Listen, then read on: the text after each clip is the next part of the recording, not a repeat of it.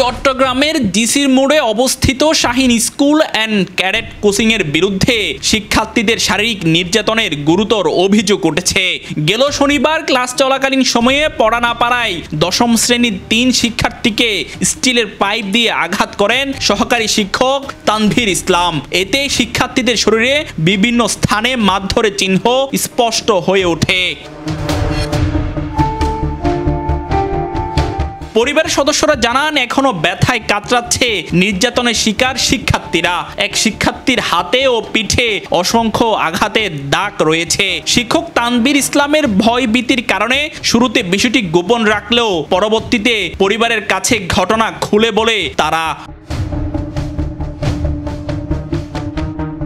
আহত এক শিক্ষার্থীর মা বলে, প্রথমে আমার সন্তান কিছুই বলতে চায়নি, পরে হাতে পিঠে আঘাতের দাগ দেখে জিজ্ঞাসা করলে সে কেঁদে কেঁদে সব বলে।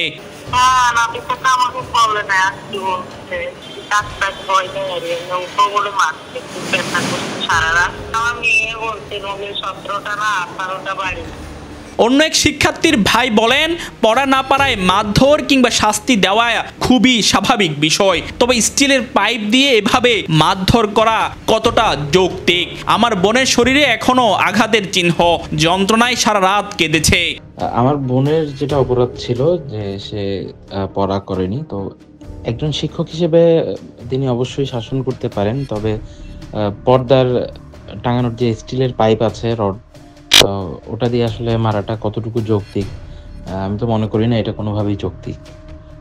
এবং তার গায়ে যে ব্যথার চিহ্নগুলো এখনো পর্যন্ত আছে এবং ব্যথা এসে এখনো কাতরাচ্ছে, তো এগুলো তার প্রবলেম হচ্ছে। এ বিষয়ে জানতে চাইলে অভিযুক্ত শিক্ষক হোসাইন মোহাম্মদ তানভীর ইসলাম বলেন, পড়া না পারায় সামান্য শাসন করেছি, তবে আমি লজ্জিত এবং তাদের পরিবারের কাছে ক্ষমা চেয়েছি। তার অভিভাবকের সাথে কথা হয়েছে, বিশেষ করে ওই বাবা যে মেয়েটা আর কি যারা অভিযোগটা করেছে, আমি তাদের কাছে খুব নম্রভাবে আমি এটার ব্যাপারে সরি বলেছি এবং অনুবাদ বলেছি যে আমি লজ্জিত, আর কখনো এটা হবে। বিষয়টাতে আমি বারবার লজ্জিত প্রকাশ করেছি যে আমার সবচেয়ে বড় এটা বলতে পারেন যে হয়তো এমন হতে পারে তো কি আবেগে, কারণ ওদেরকে আমি যথেষ্ট আদর্শ বলতে আপনার। শাহীন স্কুল অ্যান্ড ক্যাডেট কোচিংয়ের পরিচালক ও প্রধান শিক্ষক মোহাম্মদ ইব্রাহিম খলিল বলেন, শিক্ষককে সুকোচ করা হয়েছে এবং ভবিষ্যতে এমন ঘটবে না মর্মে তিনি মুচলেখা দিয়েছেন। সাথে কথা বলছি, ওই শিক্ষকও কথা বলছে, ক্ষমা চাইছে। আমরাও প্রাতিষ্ঠানিকভাবে ওনার কাছে দুঃখ প্রকাশ করছি।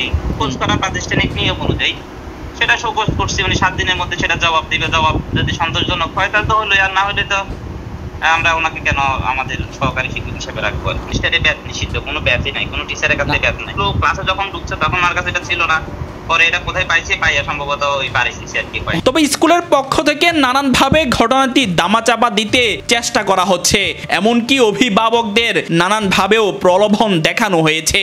এই সংক্রান্ত একটি কল রেকর্ড বাংলাধারার হাতে এসেছে, যেখানে স্কুলের প্রধান শিক্ষক এই ঘটনাটি সাংবাদিকদের না জানাতে অনুরোধ করেন, এতে তিনি যা করার তাই করতে রাজি।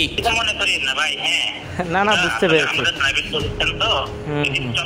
আমরা নিজ করবো যে কোনো ভাবে যেটা করণীয় সেটাই করবো।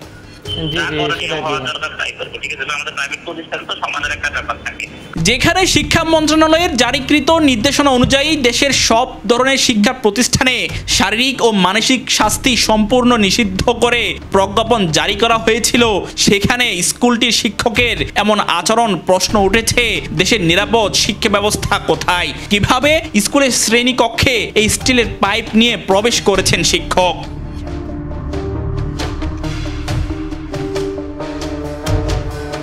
এটি প্রথম নয়, এর আগেও শাহীন স্কুলের বিভিন্ন শাখার বিরুদ্ধে অতিরিক্ত ফি আদায়, শিক্ষার্থীদের বেতন নিয়ে উধাও হওয়া এবং বই বাণিজ্যের মতো একাধিক অভিযোগ প্রকাশ পেয়েছে বিভিন্ন গণমাধ্যমে।